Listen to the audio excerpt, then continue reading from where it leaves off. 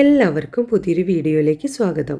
ഇന്നൊരു cooking video ആയിട്ടാണ് വന്നിട്ടുള്ളത്. കുറെ ആയില്ലേ കുക്കിംഗ് വീഡിയോ ഇട്ടിട്ട്, കുറേ വീഡിയോ എടുത്തു വെച്ചതുണ്ട്. അപ്പോൾ അതൊക്കെ ഇതേപോലെ പതുക്കെ പതുക്കെ ഇടാം.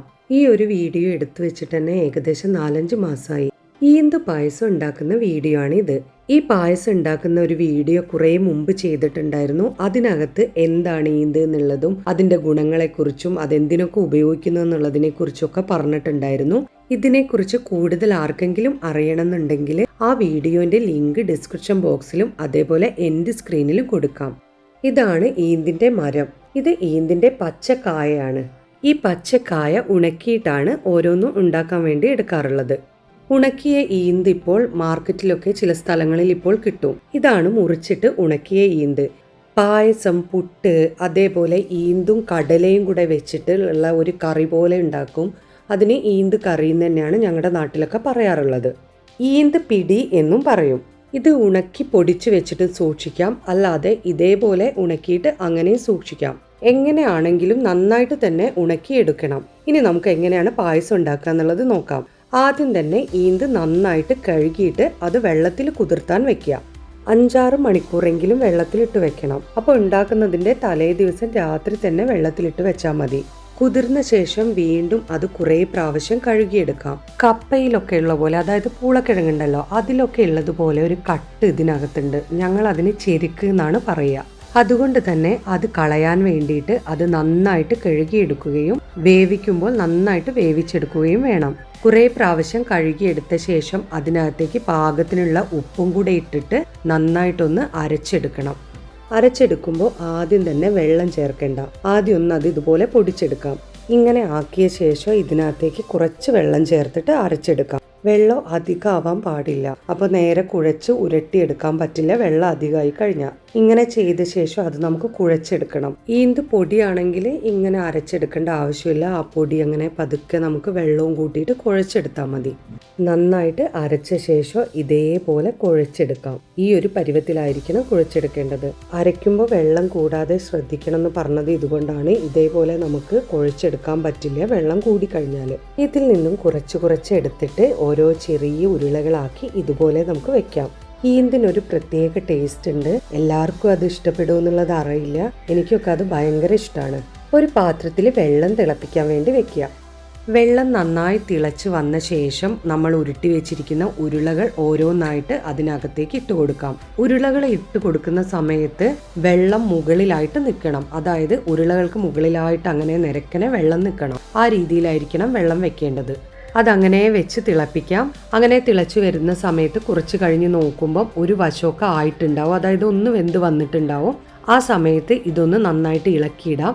മറുവശവും കൂടെ ഒന്നുകൂടെ നന്നായിട്ട് ആവണം. പിന്നെ എത്ര നേരം അത് വേവിക്കാൻ പറ്റുമോ അത്രയും നേരം തന്നെ അത് അതിനകത്ത് കിടന്ന് വേവാണ് നല്ലത്.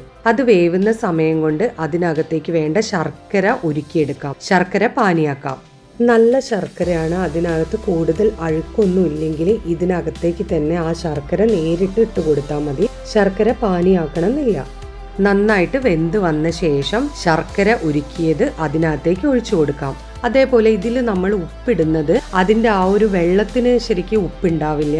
ആ ഈന്തുണ്ടല്ലോ അതിനകത്ത് ഉപ്പ് പിടിക്കാൻ വേണ്ടി മാത്രമുള്ള ഉപ്പാണ് നമ്മൾ ഇട്ട് കൊടുക്കേണ്ടത്. ശർക്കര പാവ് ഒഴിച്ച ശേഷവും കുറേ നേരം അത് തിളപ്പിക്കണം. അപ്പൊ അതങ്ങനെ ആ ശർക്കര പാവ് തിളപ്പിക്കുന്ന സമയത്ത് അതിനകത്തേക്ക് നന്നായിട്ട് തന്നെ മധുരം പിടിക്കും. മധുരമൊക്കെ ഓരോരുത്തരുടെ പാകത്തിനനുസരിച്ച് ഇടാം. ഇവിടെ ഇപ്പൊ ഏകദേശം 1/4 കിലോ ശർക്കരയാണ് എടുത്തിട്ടുള്ളത്. ശർക്കര പാവ് ഒഴിച്ച ശേഷം നന്നായിട്ട് യോജിപ്പിച്ചിട്ട് അത് അതിൽ കിടന്ന് അങ്ങനെ തിളയ്ക്കുന്ന സമയം കൊണ്ട് ഇതിനകത്തേക്ക് വേണ്ട തേങ്ങാപ്പാൽ എടുത്തു വെക്കാം. ഇടയ്ക്കിടെ ഒന്ന് നന്നായിട്ട് ഇതുപോലെ ഇളക്കി കൊടുക്കണം.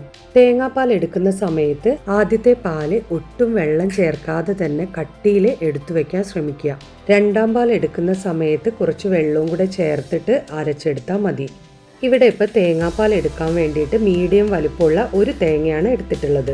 ഇവിടെ തേങ്ങാപ്പാൽ ഇങ്ങനെയാണ് എടുക്കാറുള്ളത്. ഒരു തോർത്ത് പുതിയത് ഇതിനായിട്ട് എടുത്തു വെക്കും. എന്നിട്ട് ആ തോർത്തിനകത്തിട്ടിട്ട് പിഴിഞ്ഞെടുക്കുകയാണ് ചെയ്യാറുള്ളത്. ഈന്തിനകത്തേക്ക് 2ാം പാലും കൂടെ ഒഴിച്ചു കൊടുത്ത് നന്നായിട്ട് യോജിപ്പിക്കാം. എന്നിട്ട് അതും കുറച്ചു നേരം അങ്ങനെ അതിൽ കിടന്ന് തിളക്കട്ടെ. അടുത്തതായി ഇതിനകത്തേക്ക് കുറച്ച് അരിപ്പൊടി വേണം.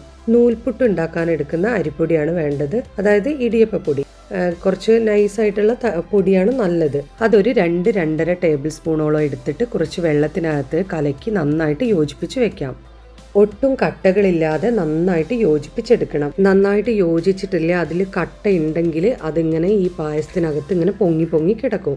എന്നിട്ട് ഈ ഈന്തിനകത്തേക്ക് ആ അരിപ്പൊടി കലക്കിയത് ഒഴിച്ചു കൊടുക്കാം. എല്ലാം കൂടെ നന്നായിട്ട് ഇളക്കി യോജിപ്പിച്ച ശേഷം അതൊന്നുകൂടെ തിളപ്പിക്കാൻ വെക്കുക. പായസം ഒന്ന് കുറുകി കിട്ടാൻ വേണ്ടിയിട്ടാണ് അരിപ്പൊടി കലക്കി ഒഴിക്കുന്നത്. ഇല്ലെങ്കിൽ വെള്ളം പോലെ ഉണ്ടാവും. ഈന്തിൻ്റെ ആ ഒരു ഇത് മാത്രമല്ലേ ഉണ്ടാവുള്ളൂ. നിങ്ങളിപ്പോൾ വിചാരിക്കുന്നുണ്ടാവും ഇത്രയും നേരമൊക്കെ ഇങ്ങനെ അടുപ്പത്ത് വെക്കണമെന്ന്. നമ്മൾ ഈ പണികളൊക്കെ ചെയ്യുന്ന അത്രയും സമയം തന്നെ അടുപ്പത്ത് വെക്കാം. നേരത്തെ പറഞ്ഞല്ലോ.